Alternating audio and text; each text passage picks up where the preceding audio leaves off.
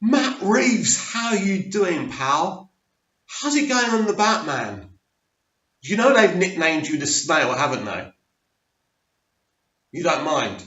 Look, Matt, you take your time, be as slow as you like. I mean, I'd like to see the film before I'm 60.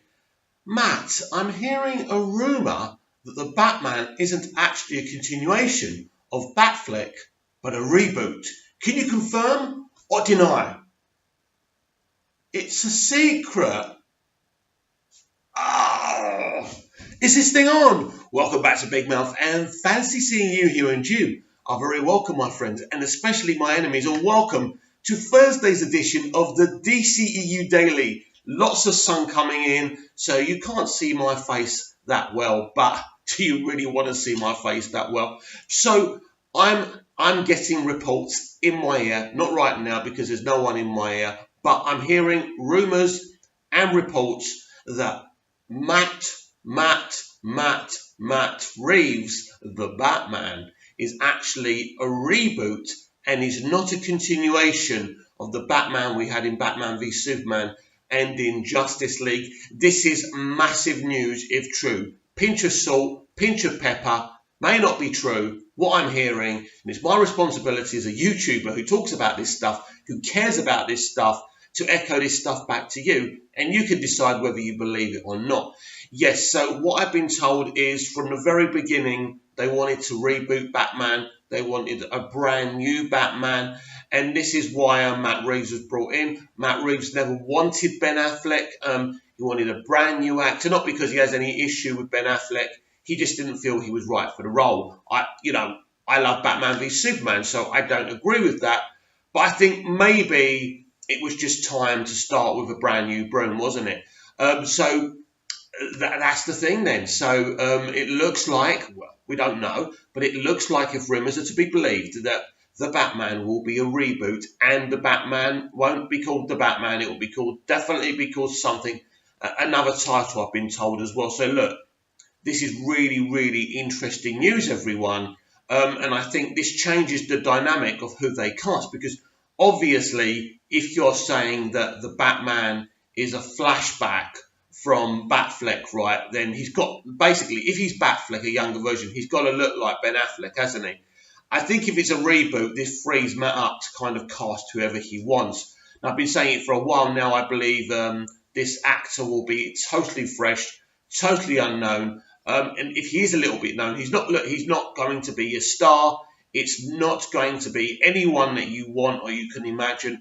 I think it's going to be a fresh face. I think Matt Reeves, this is how he thinks. I think when I look at the actors he's gone with in the past, they don't, I mean, it's interesting, isn't it? It's interesting when I see the people he's worked with in the past as well. But I just feel it would make a lot of sense if we just had a Batman film with a fresh face, with an unknown. It will be very interesting. There's a lot of famous people who could do a great job as Batman. There's no question about that. I just don't see the need, personally, for it to be a famous person. But as usual, all over the internet, all over YouTube, oh, we want this one, we want that one. Fresh face, please. It makes absolute sense. And if this is true, that actually this is a reboot, as I say, this makes things really, really interesting to me because I suppose it gives the film a clean slate. A lot of people will be disappointed by this news if it's true because the people who love Ben Affleck, I love Ben Affleck. I just feel that I have this inherent trust of Matt Reeves. And a lot of people say, why do you trust him so much? Why aren't you worried about the length of time he's taking on this film? Because I don't think someone taking their time on a film is a bad thing. I think it's someone who's thought out everything they're doing and they want to make sure they get it right. People who rush their movies are either extremely talented and can rush right and create something beautiful, but normally I don't trust people who rush. I mean, if you work on TV, you have to work at pace. I know that from experience, but this is a film. This is Matt Reeves. He's been told by WB to make the best, most unique film you can. And he's going to do that. And he's going to take his time. There's going to be even more pressure if this is a Batman reboot, as I suspect it is. But also, we've got to kind of think about what kind of film we've already been told it is. it's a detective noir drama, right? That's very interesting, which obviously means that if this is a reboot, they're not doing an origin. You may have flashbacks, you may have nightmares to that.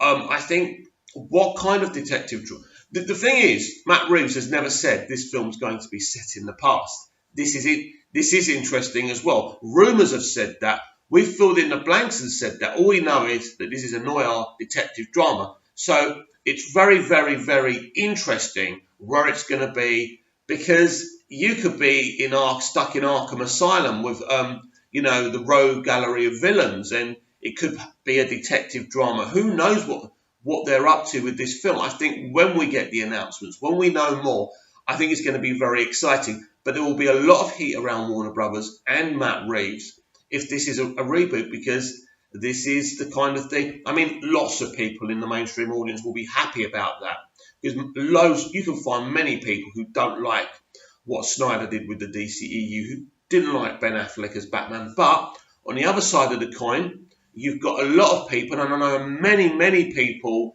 who love Zack Snyder, watch my videos, and you know that I love Man of Steel and I love BVS, and I think he would have done a unique, interesting shared universe if they didn't throw him off the project.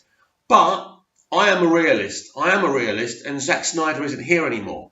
And DC characters will always be here and will always need their stories retelling in TV shows and in films. And in life, I'm afraid we'll have to move on. I'll always have BVS. I'll be able to watch that movie for the rest of my life. And that's a beautiful thing. And that's a unique thing. But in the end, we have to move on. And we have to accept that Warner Brothers want to move on now. That, if they didn't really agree with Sugihara's decision, they would have reinstated Snyder. They would have ordered the Snyder Cut to be sorted out as soon as possible. So that's one thing. We've discussed that. When I get more on this reboot rumour, I will certainly let you know, and we'll discuss it further. For me, it's obviously sad that they won't be focusing at all on Ben Affleck's Batman, but in the other context, we get a brand new look at it. How does this work? Is this a clue that maybe this isn't actually in the DCEU, that this is actually part of the DC Dark label? And this Batman's Joker will actually be Joaquin Phoenix. Now, that's interesting. And by the way, I was saying Joaquin Phoenix the other day, and all you lot were correcting me. Thank you very much, because I made a prat of myself. But, I've heard people say Joaquin, but I was thinking, it's Joachim. It's spelled Joachim. So anyway, I didn't do very well at school. So thanks for educating me. It's Joaquin Phoenix. Thank you to all of my subscribers who commented down below and corrected me in my video where I spoke about the Joker movie. So thank you very much. And also, someone asked me the length of the Joker movie. Definitely just over 2 hours. But don't forget, that's a test screening, and that could be cut or extended yet, because obviously there's so much that they put out so many different versions and so many different test screenings to get different ideas. So even though the version I saw was over 2 hours, that could change either lower or more. So we'll see about that. Anyway, so yeah, I thought I'd answer that question. You see, I read the comments. I try my best. I don't always reply. I do like and love, but yeah, not enough time in the day, unfortunately. I will have to kind of get on that a lot more, because I do appreciate all the comments I get. So we really need to talk about release the Snyder Cut, because I do feel people are taking advantage of our desperation to see the Snyder Cut, to see this film. There's a guy called Luis Centeno, and he's been saying a lot of stuff that I don't believe. I don't believe Luis Centeno. I think Luis Centeno is a liar. I think Luis Centeno is trying to take advantage of the situation. And I thought really long and hard about name dropping him.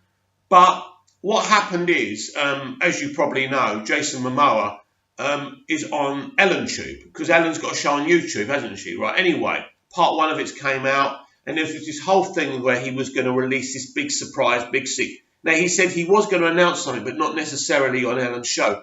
Again, that was people kind of adding things there that hadn't been said. Basically, Jason is really focused on the environment at the moment, and mainly that's why he went on to Ellen Tube. But anyway, right, he was on there. He hasn't mentioned the Snyder Cut, like Luis Centeno said. Now, Centeno's other prediction is that this is going to be announced at San Diego Comic-Con. Now, I'm not Nostradamus, for crying out loud. I don't know if that's going to happen or not. But I need to tell you something that other people who talk about the Snyder Cut won't. The Snyder Cut is the long game. We may have to wait years and years to see this film. We may have to fight for years and years to see that film. The reality is, we may never see it, but that won't stop us from fighting to see it. I believe in my heart, I wish there was another way. I wish I could lie to you as well and say, oh, it could be announced any moment, right? But that's not the case, right? They don't want to release this film. They don't want to release this film because it's an admittance of their mistake, right? It's there. Zack can do it. He can edit it. The music can be put on. The VFX can be on. It's easy. This film can be easily released at any time they want. But I don't see at the moment that that's going to happen. Again, I could be wrong. But I don't believe Luis Centeno. I don't believe his predictions. And I want you lot to be careful who you trust. Because I think it's very important that people who are not within the industry, who don't know anyone in the industry, and ever since this whole thing with the Snyder Cut started, we've been hearing from these insiders, I'm from Warner Brothers, and they're going to release it. Of course, it never happened. So I will report these things when they come out, but I want you guys and girls to really, really think about who you trust, who you believe. We want to believe these rumours. We do. I do.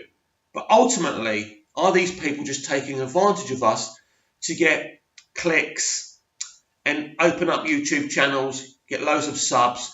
Because I think you can tell what kind of person I am. I do my videos on a basic Lenovo computer. I don't have editing software. I use the camera on the laptop, so very basic. You can hear the sound that I haven't got a really good mic, so you know what kind of person I am. If I was ambitious and looking to have a really successful channel, I would be spending more money on it. I'm just here for myself and just to talk to other fans and to, convene with other fans because I love movies and TV. And this is why I try and be straight with you guys. Now, at the end of the day, I don't believe Luis Centeno. I don't believe he knows anything. And I think you should be very careful in future when he kind of says stuff. As I say, take everything with a pinch of salt. Of course, if you want to be excited about what he's saying, that's up to you. But anyway, that's my take on it. I think we've got a long fight ahead for release the Snyder Cut, but that shouldn't stop us from fighting because at the end of the day, some exciting things have happened. We've had Zack Snyder admit at SnyderCon that the Snyder Cut exists. It's there.